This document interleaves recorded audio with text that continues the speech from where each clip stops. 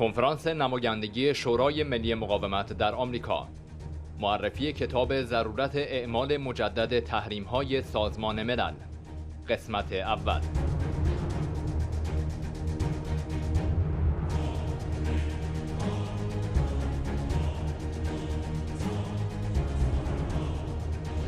جوزف دیترانی، رئیس سابق مرکز منع تسلیحات اتمی و مشاور ویژه رئیس آژانس‌های اطلاعاتی آمریکا، فرستاده ویژه آمریکا در جریان مذاکرات 6 جانبه آمریکا با کره شمالی.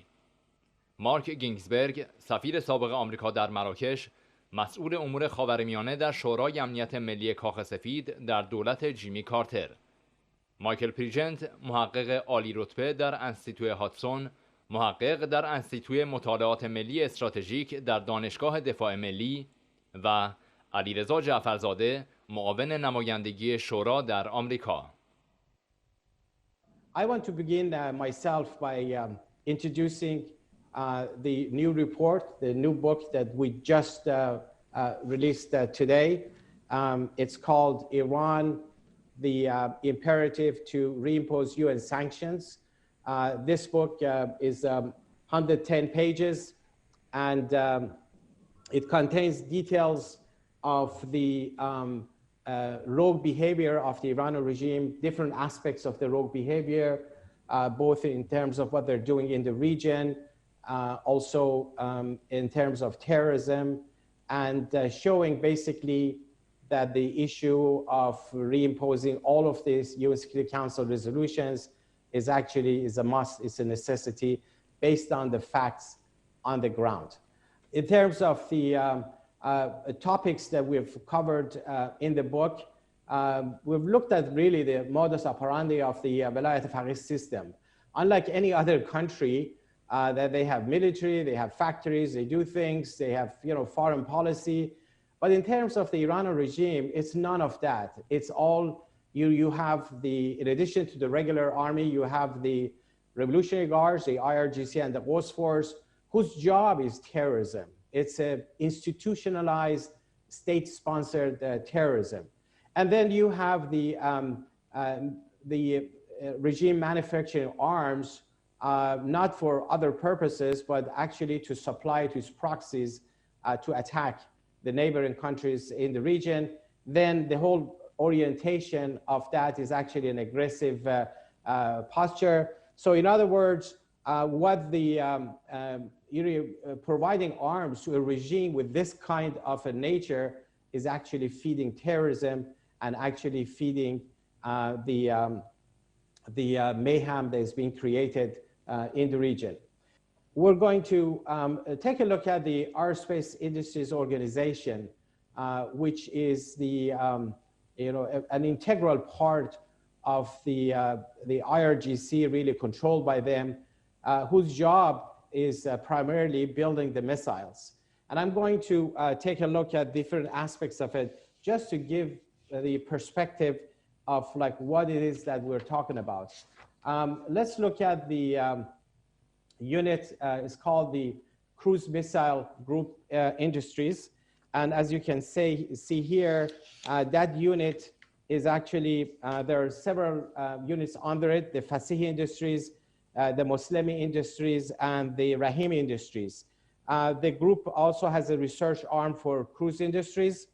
And the cruise missiles that were used to attack the Saudi oil infrastructure in 2019, in September 2019, were actually manufactured by the Cruise Industries Group at Parchin Section 4. I will get to that.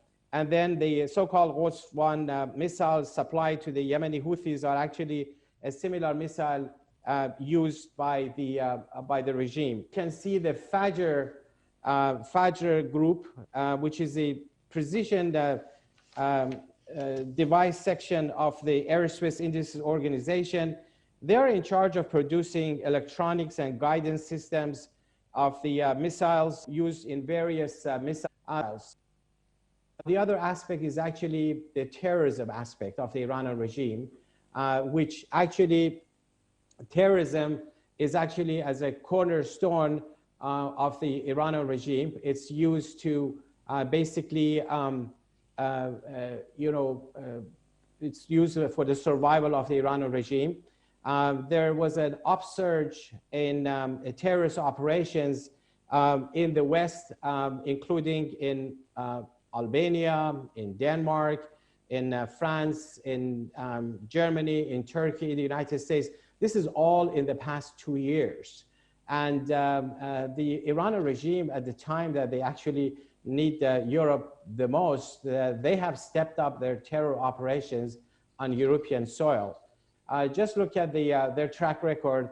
In the past 2 years, European nations had to expel 4 Iranian regime so-called terror diplomats from Albania. One of them was actually their ambassador. The first time an ambassador of the Iranian regime is being expelled on terror charges. And then one of them is on trial in Belgium, Asdollah Assadi, for physically delivering the high explosive bomb to 2 other culprits. And he was caught. The first time an Iranian regime diplomat in the past 40 years is being put on trial on terrorism charges. And then another one was expelled, diplomat expelled in France, 2 others in Netherlands, and 2 of their agents are now in jail in the United States, and also over a dozen are jailed now in Europe. But perhaps the most recent case was just this last week that Secretary Pompeo made an announcement, and he said that 13 officials involved in a brutal and intricately planned assassination carried out in Switzerland in 1990 as part of Iran's ongoing worldwide terrorism campaign. And they said he said that these 13 assassins who posed as Iranian diplomats were acting under the highest orders of their government to silence the opposition. And just yesterday, the State Department issued another statement releasing the names of the 13 assassins who were involved in this assassination. I would like to basically remind you again about the new book that we put out. This is the book we published today, called the Imperative to reimpose UN sanctions on the Iran regime.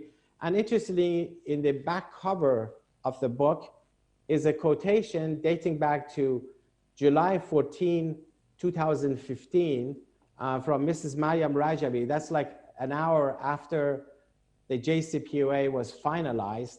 And she said, and I just quote part of it, she said, circumventing 6 UN Security Council resolutions, an unsigned agreement will not close the mullah's path to deception and access to nuclear bomb. She said that had the P5+1 been more decisive, the Iranian regime would have had no choice but to fully retreat from and permanently abandon its efforts to acquire nuclear weapons. The P5+1 should now insist on evicting the regime from the Middle East and prevent its regional meddling. She said the money poured into the regime's coffers must be placed under strict United Nations monitoring to ensure that it addresses the Iranian people's urgent needs. Otherwise, Khamenei will use these funds to further the policy of export of terrorism and fundamentalism in Syria, Yemen, and Lebanon, as well as to fill the coffers of the IRGC. And she said that, Mrs. Rajabi said that any agreement that disregards and fails to underscore the Iranian people's human rights will only embolden the regime in its suppression and relentless executions. She said, and the abuse of rights of the Iranian people and violations of the Universal Declaration of Human Rights. And as we look at what's going on in Iran right now with unemployment, and certainly COVID-19 affecting the whole world because it's a pandemic, but indeed in Iran, with inflation, one has to have significant empathy for the people who are going through this in Iran. when we look at the nuclear issue, which was the predicate for moving forward with the JCPOA, we see up until 2003, despite the protestations from the leadership, that Iran was pursuing a nuclear weapons program. And that the IAEA, right from the beginning, getting to visit and inspect various facilities in Iran. And that continues until today. With the JCPOA, and I can tell you, intellectually, professionally, one wanted to support that because if Iran could move away from the nuclear path and move away from aggression in the region, what they're doing with support to terrorist organizations, the proxies that are out there undermining good governance, that would have been profound, significant, but we've not seen that. We've not seen that. Terrorist activities continue. The support, in fact, to Hezbollah in Lebanon has increased significantly. My colleagues will talk about that. So when we look at the nuclear program, and right now we have the Director General of the IAEA was recently in Tehran talking about the lack of access IAEA monitors have to suspect non-declared facilities. This is not right. This is not right. That speaks to the whole question of trust in a relationship and what that means. And with the sunset clause with the JCPOA, in 2025, Iran could build very sophisticated centrifuges that will spin very, very quickly so that by 2030, they can enrich as much as they want. And the fact of the matter is, unless there are monitors there to ensure that it's staying at low enrichment levels, that can easily go to highly enriched uranium and then the nuclear program, but also the missile program. We're talking about missiles that have a reach of over 1,300 miles. Having worked with North Korea, the Iranian government has perfected the missile technology. And we saw the recent two launches of missiles from underground facilities during exercises in the Strait of Hormuz. These are capabilities that Iran has. So one has to wonder, and this is my bottom line,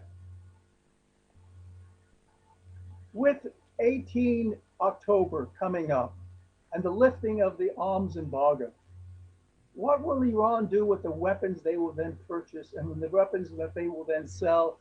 Hopefully not to, but obviously to include to their proxies, whether it's Hezbollah in Lebanon, whether it's in Yemen with the Houthis, whether it's in Iraq with the militias, or Syria. These are issues that are so significant, that touch global security. So one has to wonder with the lifting of this arms embargo, what the consequences will be, especially if the IAEA monitors are not permitted in there, especially if Iran continues on the path they're on now. So when we talk about UN Security Council Resolution 2231 and snapbacks, I think what the US is saying, and others have been very supportive of this, is saying there are 6 resolutions out there that Iran must understand that they cannot get away with their behavior, what they have been doing. And indeed, in the final analysis, it hurts the people of Iran. And if these resolutions, these 6 resolutions, these UN Security Council 2231 resolutions are not enforced, if they should fade away, where are we going with Iran on this? So my final point on this is, look, the people of Iran are the key issue here. Because indeed, the theocracy that's making these decisions, supporting these proxies, are not caring for the people of Iran. Because we see that through demonstrations, we see through other manifestations. And that's where the focus needs to be. And hopefully if the community comes together and says, enough with your exporting this terrorism, enough with the threats of nuclear weapon and nuclear proliferation. Thank you.